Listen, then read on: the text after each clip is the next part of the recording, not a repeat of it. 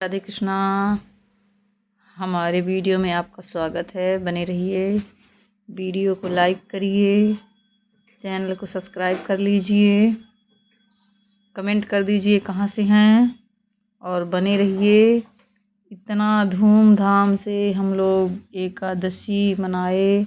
हमारे यहाँ तुलसी माता का विवाह हुआ, द्वारचार हो रहा है। ये द्वारचार, फिर चढ़ावा, पूजा, शादी और कथा भी हुई साथ में। अभी इसके बाद में आपको कथा सुनवाएंगे। हमारे यहाँ कथा हवन सब कुछ हुआ। देव उठैनी एकादशी में 4 महीने से विष्णु भगवान सैया में थे, देव सैनी से सो रहे थे, तो इस दिन जगाए गए और बहुत सारे लोग, सब कोई आए, ढोल बजा, गाना हुआ, बहुत अच्छा लगा। देखो जैसे बच्चे कूद कूद के पटाखे फोड़ रहे हैं, छुरछुरी जला रहे हैं, बहुत अच्छा से मना रहे हैं। जो कोई एकादशी साल दो ये तो एक बार शिव जी ने तेज को समुद्र में फेंक दिया। उससे एक महातेजस्वी बालक ने जन्म लिया। यह बालक आगे चलकर जालंधर के नाम से प्राप्त हुए दैत्य राजा बना। इनकी राजधानी का नाम जालंधर नगरी था।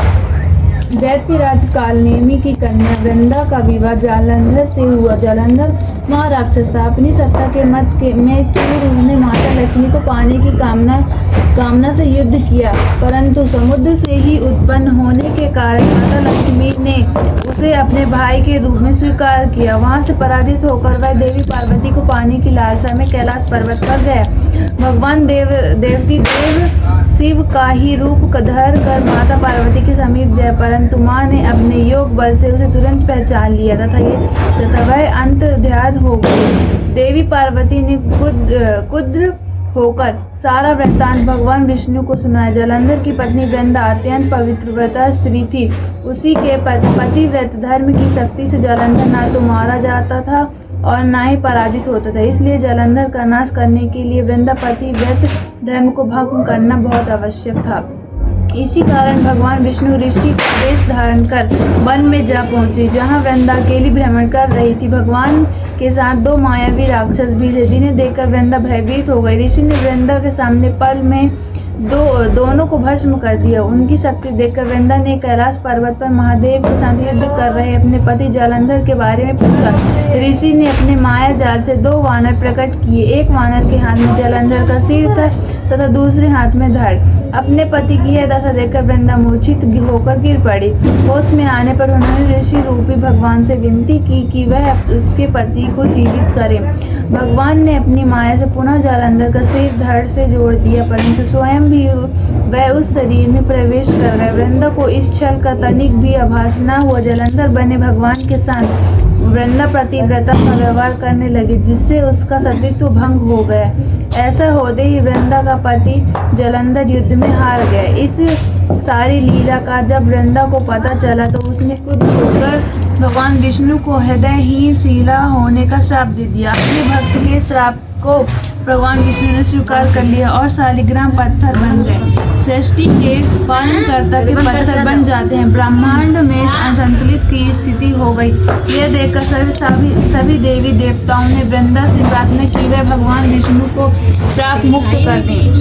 वृंदा ने भगवान विष्णु के श्राप को मुक्त कर स्वयं आत्मोद्धार कर लिया। जहाँ वृंदा भस्म हुई वहाँ तुलसी का पौधा उगा। भगवान विष्णु ने वृंदा से कहा, हे वृंदा, तुम अपने सतीत्व के कारण मुझे लक्ष्मी से भी अधिक प्रिय हो गई। अब तुम तुलसी के रूप में सदा मेरे साथ रहोगी। तब से हर साल कार्तिक महीने के देव उठनी एकादशी का दिन तुलसी विवाह के रूप में मनाया जाता है। जो भी मनुष्य शालिग्राम के रूप में साथ तुलसी का विवाह करेगा उसे इस लोक में परलोक विलुप यश प्राप्त होगा।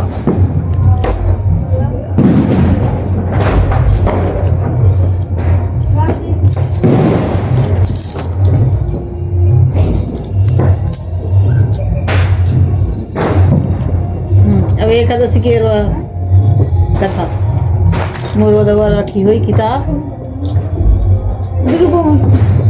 एकादशी के रोई स्टूल में लिखिए, लिखो मामा। एकादशी व्रत कथा।